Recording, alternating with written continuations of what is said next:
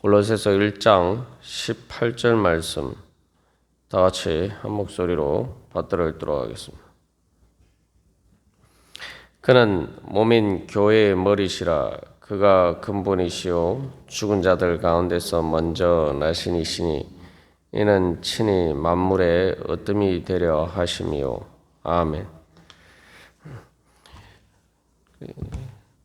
어제 말씀을 통해서 예수 그리스도가 우리의 머리고 또 교회가 그 몸이다라고 할 때 그것은 바로 창조와 부활의 근원이신 예수님께서 죄와 사망의 권세를 이기시는 그 부활의 능력으로 바로 다스리는 곳이 바로 교회다.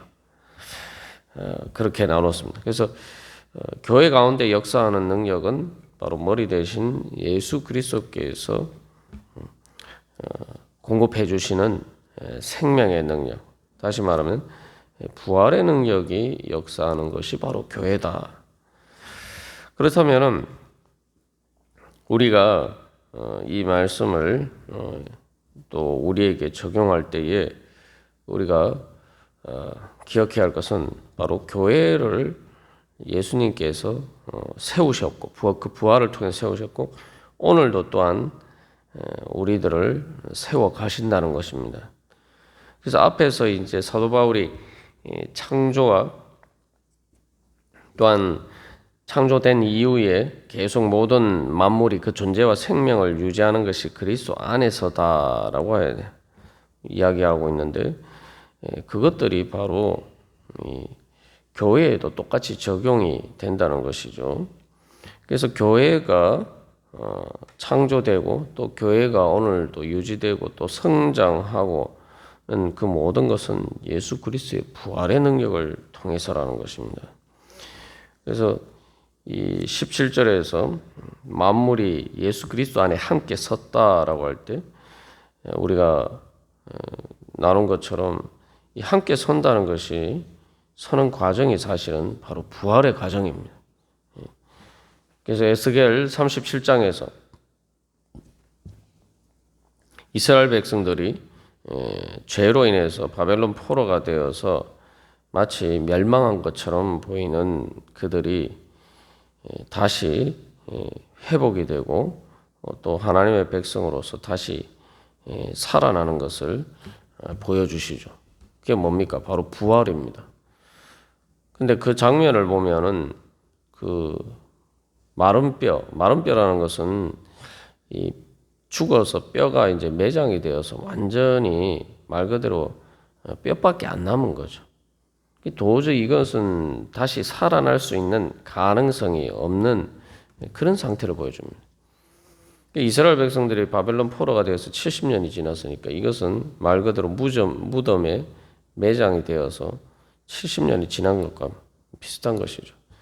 그러나 에스겔 선지자를 통해서 하나님께서 말씀하시고 때에 성령의 바람이 불어와서 성령의 생기가 불어넣어질 때에 그 성령의 생기를 중심으로 해서 그 뼈와 모든 것들이 다시 살아나는 것을 보여줍니다. 그 살아나는 그 과정이 어떻게 되겠습니까? 이렇게 죽어서 썩어서 흩어졌던 것들이 해체되었던 것들이 다시 이렇게 모이는 과정이죠. 모여서 이렇게 말 그대로 다시 온전한 사람을 형성하고 그리고 그 사람이 죽은 사람이 다시 살아나서 움직이는 그래서 큰 군대가 되는 그런 하나님이 비전을 보여주십니다. 교회를 예수님께서 세우시는 것도 마찬가지예요. 그래서 함께 선다라는 것이 말 그대로 완전히 죽어서 뭐 뼈가 전부 다 분해가 되어서 있지만 그것들이 다시 이렇게 맞춰지는 것. 그게 이제 함께 서는 거죠. 맞춰지고 그 뼈에 이제 살이 붙고 근육이 붙고 그런 식으로 해서 되는데 이제 그러면은 그 살과 뼈와 모든 몸의 조직들이 이제 말 그대로 그 생명을 중심으로 해서 함께 이 결합이 되는 과정이 바로 부활의 과정입니다. 그래서 이 17절에 예수님 그리스도 안에 함께 섰다라고 할 때 이것이 바로 그 부활을 통해서 나타나는데 그것이 바로 교회를 통해서 나타난다는 것이죠. 그래서 교회가 세워지는 과정도 마찬가지입니다.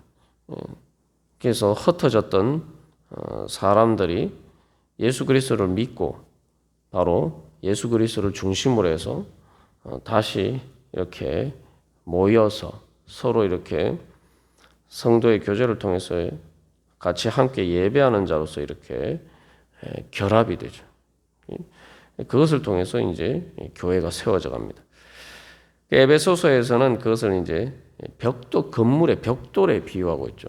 그래서 벽돌이 뭐 하나하나 이렇게 있을 때는 건물이 되지 못하지만 그것들이 이제 그 설계도를 따라서 모퉁이 돌을 중심으로 해서 이렇게 쌓아질 때에 연결이 될 때에 이제 그 건물을 이루게 되는 것처럼 교회도 이제 그런 식으로 세워지는 것입니다.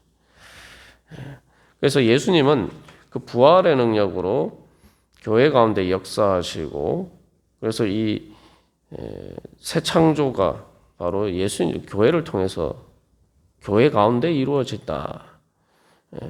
그래서 예수님께서 오늘도 우리 교회를 그렇게 세워가고 계신다. 그래서 우리도 바로 예수 그리스도의 그 새 창조의 은혜 가운데로 부르심을 받은 자로서 바로 그렇게 교회 안에서 교회를 세워가는 것이 우리에게 주어진 또 사명이죠. 그래서 교회를 세워간다는 건 말 그대로 예수님을 중심으로 해서 다시 흩어졌던 우리들이 모이는 것입니다. 이러한 이 부활의 새 창조와 관련해서 오늘 요즘 상황에 이제 적용해 보면 이 코로나19 때문에 사람들이 다 흩어지게 되죠. 뭐 교회뿐만 아니라 사람들이 정상적인 모임과 활동을 하지 못하는 상태에 있는데 이것들이 이제 회복이 되는 과정은 다시 이제 흩어졌던 사람들이 함께 모이지 못하는 사람들이 모이는 것이 바로 그 회복의 과정이겠죠. 그래서 우리가 늘 기억해야 할 것은 주님께서 오늘도 우리 가운데 역사하신다. 그래서 그 부활의 능력이라는 것도 예수님이 생명이 중심이 된다. 그 하나님의 생기, 하나님의 생명이 중심이 되는데 그 말 그대로 그 생명은 흩어진 것들을 다시 모으는 그래서 함께 서게 만드는 함께 이렇게 긴밀하게 그 머리를 통해서 유기적인 조직체로서의 생명체를 구성할 수 있도록 그렇게 만드는 것이 바로 예수 그리스도의 능력이라는 것입니다. 그래서 이 특별히 예수 그리스도의 몸이 바로 교회다라고 할 때는 모든 만물이 예수 그리스도를 통해서 존재와 생명을 유지하지만 우리가 앞에서 자세히 나눈 것처럼 바로 교회가 가장 예수님의 몸의 본질적인 속성을 털어내주고 있다는 거죠. 그것은 머리에 따라서 움직이는 게 몸이죠. 그 엄밀하게 하면 사실 자연의 모든 만물도 예수 그리스도의 그 머리 대신 예수님께서 근본이시오, 즉 그 지배자로서 예수님께서 통치하시는 대로 다 움직입니다. 그러나 사람들이 타락함으로써 머리 대신 예수님에 따라서 움직이지 않고 또 그것을 통해서 자연 만물도 원래 하나님이 창조하신 그 목적에 따라서 조화롭게 움직이지 못하는 그래서 인간의 악뿐만 아니라 또 오늘날 우리의 삶의 현실에 자연의 악도 있죠. 자연의 악이라는 것이 그 뭐 도덕적인 의미가 아니라 나쁜 것을 뭐 여러 가지 지진이나 뭐 재해나 뭐 이런 것들도 이제 그게 포함되죠. 이게 만물의 질서가 말 그대로 온전히 조화롭지 못한 그런 상태에 있단 말이죠. 그러한 것들이 이제 회복이 되어 가는 것이 이제 교회를 통해서 회복이 되는데 바로 예수님께서 교회를 통해서 그런 일들을 이루어 가시는 겁니다. 결국 그러면은 우리가 앞에서 이제 자세하게 나눈 것처럼 교회가 우리 교회가 또 그 교회 몸된 지체인 우리들이 어떻게 그 머리 대신 예수님에 따라서 그 부활의 능력에 따라서 우리가 움직여지느냐, 어떻게 부활의 능력이 우리 가운데 역사할 수 있도록 우리가 주님께 우리 자신을 드리느냐, 이제 그것이 우리에게 주어진 과제죠. 여기서 한 가지 기억해야 할 것은 그래서 예수님은 교회를 통해서 교회를 창조하시고 부활의 능력으로 교회 가운데 역사하시는 것은 단순히 교회만을 위해서가 아니라 교회를 통해서 모든 창조의 질서를 회복하실 뿐만 아니라 몸의 부활처럼 그 창조의 목적을 이루어 가신다는 겁니다. 그렇기 때문에 예수님이 만물의 어뜸이 되려 하시며 모든 만물을 말 그대로 예수 그리스도의 주권에 따라서 회복하고는 통치하는 그 모든 일들이 교회를 통해서 이루어진다는 것입니다. 그래서 교회가 받은 사명은 우주적인 사명이죠. 그래서 만물의 어뜸이 되고 모든 만물 가운데 역사하시는 그 능력이 교회를 통해서 나타나기 때문에 교회는 말 그대로 만물을 향한 온 세상을 향한 사명을 받았다는 것입니다. 그렇기 때문에 이 선교의 대상이 어떤 한 좁은 영역이 아니라 사도 바울이 이방인의 사도가 된 것처럼 바로 그 유대인을 넘어서 모든 민족에게 복음이 전파되고 그것을 통해서 모든 사람뿐만 아니라 또 모든 만물이 예수 그리스도의 그 창조와 의 질서 가운데 회복이 되고 그 창조의 목적이 이루어져서 그 구원이 완성되는 것을 향해서 나아가는데 그 하나님의 구원의 섭리 가운데 교회가 바로 그 중심적인 역할들을 즉 교회를 통해서 그 모든 일들을 예수님께서 이루신다는 겁니다. 그러니까 우리가 바로 그러한 교회 가운데서 우리의 삶의 위치와 또 사명이 주어져 있다는 것을 우리가 기억해야 됩니다. 그래서 골로새 교회에게 바로 이 말을 하는 이유도 이 서신 특별히 바로 골로새 교회도 그렇게 부르심을 받았고 또 오늘날 우리도 주님 앞에서 그렇게 부르심을 받았고 또 그렇기 때문에 주님께서 내 안에서 바로 그런 죄와 사망의 권세를 이기시는 부활의 능력으로 나를 다시 그래서 온전하게 주님의 생명으로 일어나도록 우리 가운데서 역사하고 계신다는 것입니다. 그래서 여기서 다시 한번 우리가 기도하면서 나아갈 때에 내가 정말 머리 대신 예수님의 주권에 복종하고 있느냐 아니면 죄와 사망의 권세에 따라서 우리가 살아가고 있느냐. 그래서 우리가 기억해야 할 것은 내가 그것을 인정하지 않는다고 해서 주님을 인정하지 않는다고 해서 주님의 역사가 안 이루어지는 것은 아닙니다. 무슨 말이냐면 내가 예수님을 인정하지 않고 그 주권에 복종하지 않아도 주님께서는 다른 사람들을 통해서 또 다른 교회를 통해서 또 역사하십니다. 중요한 것은 내가 그 자리에 주님께서 나를 부르셨는데 그 부르심에 응답하느냐 응답하지 않느냐는 거죠. 내가 응답하지 않는다고 해서 그 역사가 이루어지지 않는 거예요. 그래서 그 역사에 하나님의 구원의 섭리에 도도한 물결이 흘러가는 가운데 내가 거기에 참여하느냐 아니면 내가 거기에서 소외된 자리에 있느냐 이제 그러한 선택이 우리에게 주어져 있는 거죠. 그런데 우리는 종종 마치 내 좁은 소견에 내 좁은 범위에서 내가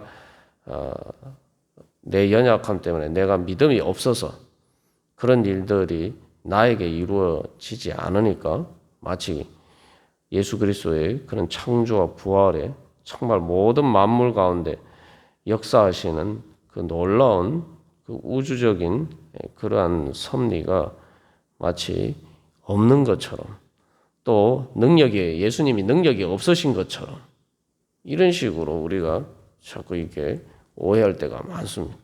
그건 내 착각이죠.